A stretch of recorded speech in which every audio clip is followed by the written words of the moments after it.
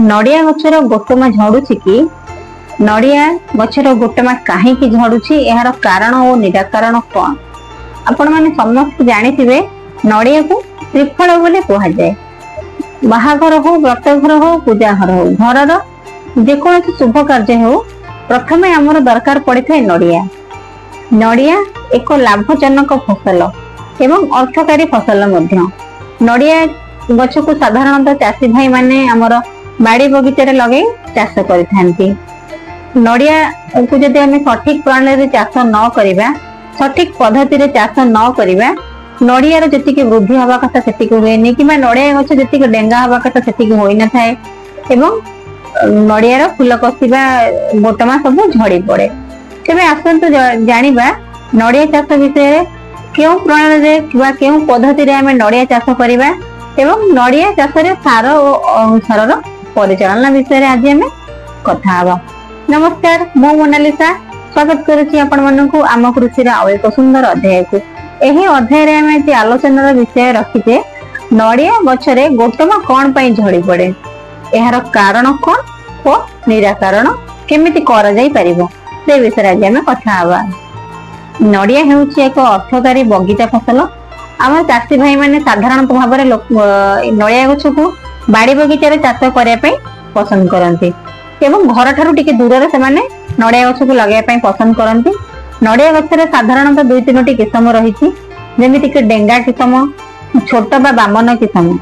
यही किस्म मान भितर आम जो डेंगा किस्मटी रहिला, डेंगा किस्मटी नड़िया गछ साधारणतः 80 ରୁ 90 वर्ष जाए यही नड़िया गछटी बंची थाए एवं 7 ରୁ 8 वर्ष भितर नड़िया गछरे फल आसी जाय थाए। डेंगा किस्म नड़िया गछरे 80 ରୁ 90 वर्ष जाए बंची थाए, 7 ରୁ 8 वर्ष भितर फल आसी थाए एवं डेंगा किस्म गछटी साधारण भाव में देखिए पाई गले 15 ରୁ 20 मीटर जाए गछटी बढ़ी पारे एवं भल अमल मध्य देई पारे।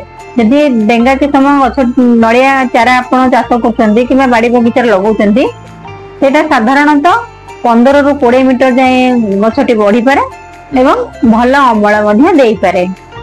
नड़िया हेउछि एक अर्थकारी बाड़ी बगीचा फसल। आमर चाषी भाई माने साधारणतः नड़िया गछ को सेमानकर बाड़ी बगीचा रे लगाइबा पसंद करती। घर ठारू टिके दूर रे सेमाने नड़िया चाष करथांती।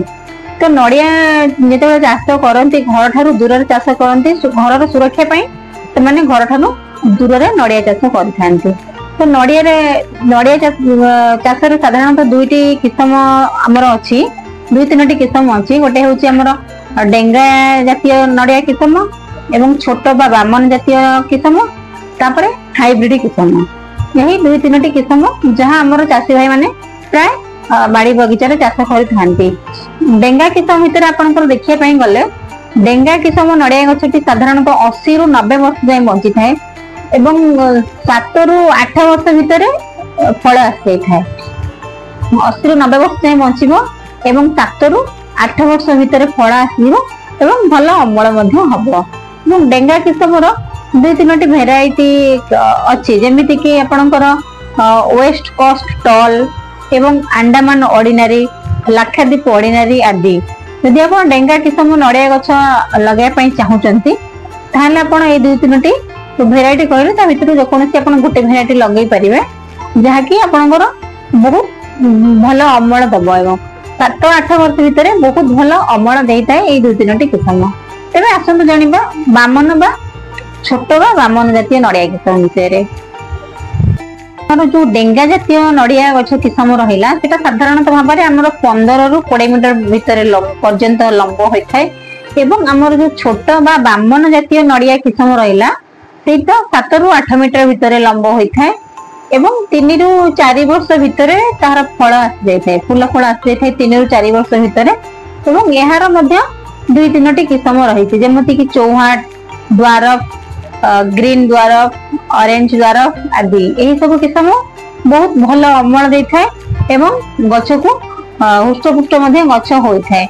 तो संकर जातीय जो हाइब्रिड किस्म रहिला, संकर जातीय नड़िया चारा मध्य बहुत भल उत्पादन देइथाय, खूब शीघ्र फल आसी जाइथाय यही गछरे तेबे आसंतु आमे जानिबा आमे किभଳି भाबरे आम बाड़ी बगीचा रे नड़िया गछ नेकी लगेबा किबा नड़िया चारा नेकी आम बाड़ी रे लगेबा किबा चाष करिबा।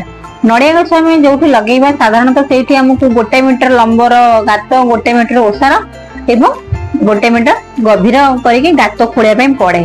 जेतेबेले आमे गात खोलिबा से गात खोली सारा परे गात को किछि दिन जेतेबेले आमे गात खोलिबा से गात को किछि दिन पर्यंत छाड़ी देबा। आसंतु जानिबा आमे किभଳି भाबरे हमर बाड़ी बगीचा रे नड़िया चारा लगेबा किबा नड़िया चारा आमे प्रस्तुत करी बाड़ी बगीचा रे चाष करिबा। तो हमको प्रथमे गोटे गात खोलिया पय पड़िबो। 1 मीटर आपण गोटे गात खोलिबे। गातटी 1 मीटर होइथिबो। 1 मीटर लंब 1 मीटर ओसार एवं 1 मीटर गभीर होइथिया दरकार।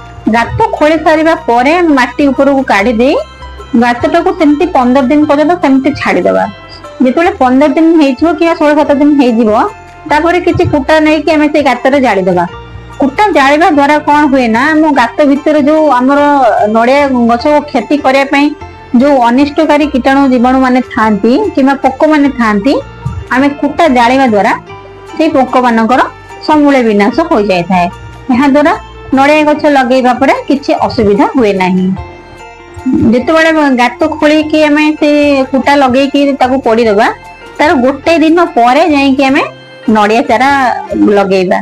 तो सेतेबेले हमें कोन करबा जो ऊपर जो माटी थिबो सेटा को पके देबा एवं किछि गोबर खत एवं क्लोरोपाइरिफॉस गुंड किछि 500 ग्राम भलिया आपण क्लोरोपाइरिफॉस गुंड सेई माटी रे मिक्स करके गोबर खत सह मिक्स करके सेथिरे आपण नड़िया गछ लगे देबे। एवं एहा द्वारा नड़िया गछ रे कोनोसी अनिष्टकारी रोग ओ पोक लागोंती नै। तबे आसंतु जानिबा नड़िया गछ रे गोटमा कोन पई झड़ी पड़े। आमे तो एते जत्न करिकि माटी रे अनिष्टकारी पोक को दमन करी नड़िया गछ लगैले ता सत्य भी नड़िया गोटमा कोन पई झड़ी पड़े से विषय कथा हवा। नड़िया गछ रे जेतेबेले आमे जो नड़िया गछटे लगाऊ से माटी रे जदी हमर अम्लतार परिमाण वृद्धि पाए तो ताहार भी गोटे कारण हेई पारे। नड़िया गोटमा झड़ीबार ये मध्ये गोटे कारण हेई पारे। एवं यदि सठिक भाबरे जल सेचन होई न पारे सठिक भाबरे यदि जल सेचन होई न पारे से भी गोटे कारण हेई पारे हमर नड़िया गोटमा झड़ीबारे। एवं हमको आ गोटे कार्य करया पई पड़िबो। नड़िया गछर जेतेबेले चौर आसीबाकु थिबो चौर आसुथिबो तो सेतेबेले हम गोटे हार्मोन स्प्रे करया पई पड़िबो। प्लानोफिक्स हार्मोन हमको सेतेबेले नड़िया गछर स्प्रे करया पई पड़िबो। चौर आसुथबा बेले हम सेतेबेले प्लानोफिक्स हार्मोन स्प्रे करिबा। 1 लीटर पानी रे 4 ml 1 लीटर पानी रे आपण 4 ml प्लानोफिक्स हार्मोन मिसे नड़िया गछर स्प्रे करिबा। एहा द्वारा आउ हमर जो फूल धरि थाए चौर आसी थाए नड़िया गछरे आ फूल कसी झड़ी माने झड़ी न थाए। फूल कसी यदि झड़ी न थाए ताहले नड़िया गोटवा मध्य झड़ीबो नाही। तो प्रथमे हमको फूल को सुस्थ रखिया पई पड़िबो जहा द्वारा कि नड़िया गोटमा झड़ीबो नाही। तो सेति पई हमको प्लानोफिक्स नामक गोटे हार्मोन सेटा स्प्रे करया पई पड़िबो। 1 लीटर पानी रे आपण 4 ml प्लानोफिक्स हार्मोन जेतेबेले नड़िया गछरे चौर आसीथिबो सेही समय रे अपराह्न समय रे आपण एटा स्प्रे करि परिबे नड़िया गछरे। आमे जदि सठिक भाबरे हार्मोन स्प्रे करि परिबा सठिक भाबरे सार अनुसार परिचालना करि परिबा तेबे हम नड़िया गछरे गोटमा झड़ी न थाए। जेतेबेले नड़िया गछ को 3 मास हे जाइथिबो नड़िया गछ को जेतेबेले 3 मास हे जाइथिबो आपन को सेतेबेले गोटे किछि मिक्स सार आपन को गछ मूले दवा पई पड़िबो। तो आपनकर सेति मध्यरु यूरिया आपन आनिया पई पड़िबो। यूरिया आपन को दवा पई पड़िबो गछ मूले रे 110 ग्राम।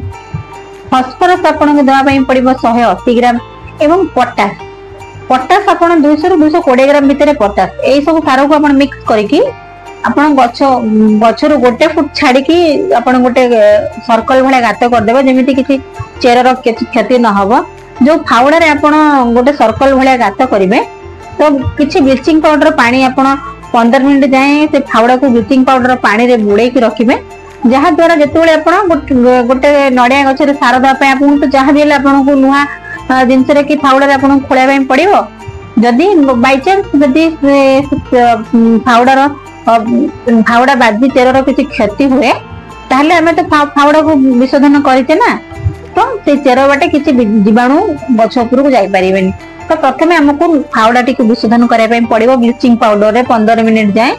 तापर आपन को जो सार मु कहली यूरिया 110 ग्राम, फॉस्फोरस 180 ग्राम एवं पोटास आपन 200 ग्राम देबे। ता छडा आपन जदी अनुसार देई पारंती जिंक आ बोरन आपन देई पारंती 500 लेखाए ताहले बहुत भलो नड़िया गछरे गोटमा आ झड़ीबो नाही एवं नड़ियार उत्पादन हार बढ़ी जीवो एवं फलर मान वृद्धि पाइबो। प्रिय चाषी भाई और भौणी माने जदि आपण मानकु मोर भिडियोटी भल लागिथिबो ताले आपण लाइक करिवे। जदि आपण माने मो चैनल रे नुआ अछंती दया करी वीडियो को लाइक करिवे एवं सब्सक्राइब करिवे एवं कमेंट माध्यम रे जणाइबे वीडियोटी आपन केमति लागिला। रहिली मो मोनालिसा देखा आपण मानक सहित आ सुंदर वीडियो रे।